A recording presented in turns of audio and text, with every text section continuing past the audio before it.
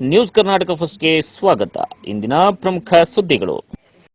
ನಮಸ್ಕಾರ, ನಾನು ಅಪೂರ್ವ ರಾಘವೇಂದ್ರ. ಈ ದಿನದ ನ್ಯೂಸ್. ದೇವನಹಳ್ಳಿ ತಾಲೂಕಿನಾದ್ಯಂತ ನಡೆದ ಅಯೋಧ್ಯ ನಗರದಲ್ಲಿ ಶ್ರೀರಾಮ ಪ್ರಾಣ ಪ್ರತಿಷ್ಠಾಪನೆ ಪೂಜಾ ಕಾರ್ಯಕ್ರಮಗಳ ಸುದ್ದಿ ನ್ಯೂಸ್ ಕರ್ನಾಟಕ ಒಂದರಲ್ಲಿ ವೀಕ್ಷಿಸಿ. ಶ್ರೀರಾಮನ ಪಟ್ಟಾಭಿಷೇಕ, ಶ್ರೀರಾಮನ ಕಲಿಯುಗ ವನವಾಸ ಅಂತ್ಯ, ರಾಮರಾಜ್ಯ ಶುರು.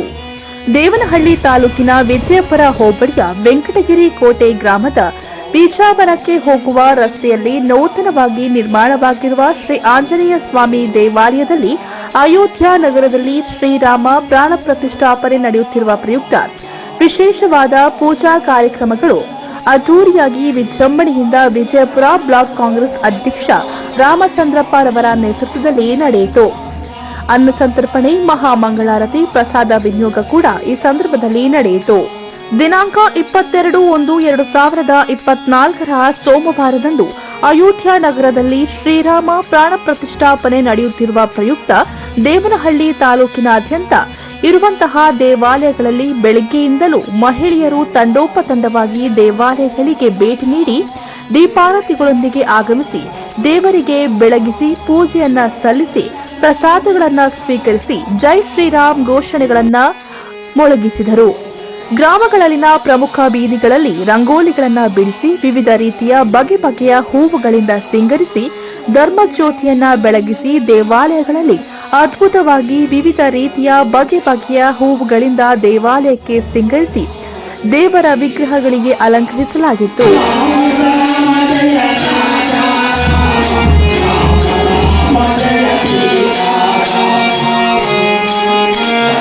ಇದೇ ಸಮಯದಲ್ಲಿ ಚಿಕ್ಕಬಳ್ಳಾಪುರ ಲೋಕಸಭಾ ಕ್ಷೇತ್ರದ ಕಾಂಗ್ರೆಸ್ ಅಭ್ಯರ್ಥಿ ಆಕಾಂಕ್ಷಿ ರಾಜ್ಯ ಯುವ ಕಾಂಗ್ರೆಸ್ ಮಾಜಿ ಅಧ್ಯಕ್ಷರಾದ ರಕ್ಷಾ ರಾಮಯ್ಯರವರು ದೇವಾಲಯಕ್ಕೆ ಆಗಮಿಸಿ ಪೂಜೆಯನ್ನ ಸಲ್ಲಿಸಿದ ನಂತರ ನೂತನವಾಗಿ ನಿರ್ಮಿಸುತ್ತಿರುವ ಶ್ರೀ ಆಂಜನೇಯ ಸ್ವಾಮಿ ದೇವಾಲಯವನ್ನ ವೀಕ್ಷಿಸಿದರು.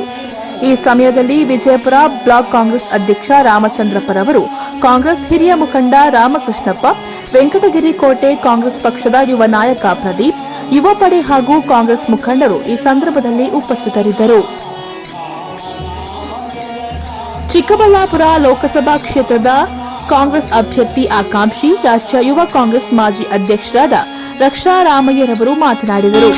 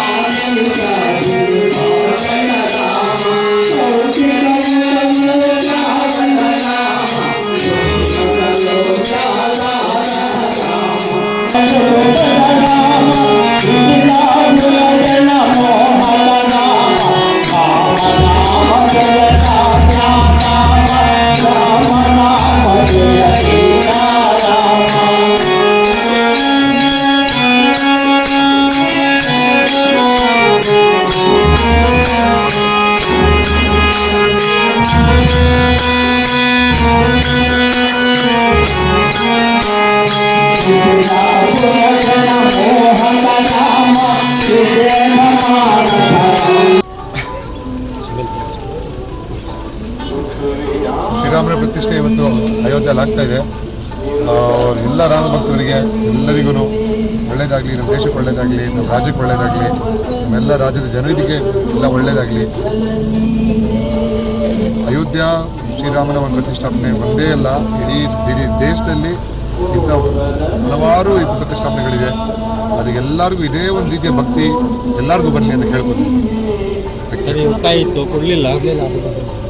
ಏನಕ್ಕೆ ರಜೆ ಏನಕ್ಕೆ? ಮಕ್ಕಳಿಗೆ ಶಾಲೆಗಳಿಗೆ ರಜೆ ಕೊಡಬೇಕು. ಎಲ್ಲ ರಾಜ್ಯಗಳಲ್ಲಿ ಎಜುಕೇಷನ್ ಅನ್ನೋದು ನಂಬರ್ 1. ಭಕ್ತಿ ಬಂದೇ ಬರುತ್ತೆ, ಮನೇಲಿ ಭಕ್ತಿ ಹೇಳ್ಕೊಡೋದು. ಅಂದರೆ ಎಜುಕೇಷನ್ನು, ಹಾಸ್ಪಿಟಲ್ಗಳು ಇದನ್ನೆಲ್ಲ ಕ್ಲೋಸ್ ಮಾಡಿದ್ರೆ ಏನಾಗಬೇಕು? ಯಾಕಂದರೆ ಇವಾಗ ಏಮ್ಸಲ್ಲೂ ಕ್ಲೋಸ್ ಮಾಡಿದ್ರು ಹಾಸ್ಪಿಟ್ಲು, ಒತ್ತಡಕ್ಕೆ ಪುನಃ ತೆಗೆದ್ರು. ಮಕ್ಕಳಿಗೆ ಎಜುಕೇಷನ್ ಎಷ್ಟು ಇಂಪಾರ್ಟೆಂಟು, ಹಾಸ್ಪಿಟಲ್ಗಳು ಅಷ್ಟೇ ಇಂಪಾರ್ಟೆಂಟ್. ಅದಿರಬೇಕು. ದೇವ್ರ ಭಕ್ತಿ ಎಲ್ಲ ನಮ್ಮ ಮನೇಲಿ ಮಾಡ್ಕೊತೀವಿ.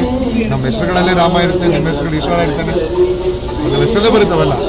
ಆದರೆ ಮಕ್ಕಳಿಗೆ ಮತ್ತು ವಯಸ್ಸಾಗಿರೋರಿಗೆ ಹೆಲ್ತ್ ಕೇರ್ ಇರ್ಬೋದು, ಹಾಸ್ಪಿಟಲ್ಗಳಿರ್ಬೋದು, ಅದು ಯಾವತ್ತೂ ಕ್ಲೋಸ್ ಮಾಡಬಾರ್ದು. ಎಜುಕೇಷನ್ನು ಯಾವತ್ತೂ ಕ್ಲೋಸ್ ಮಾಡಬಾರ್ದು.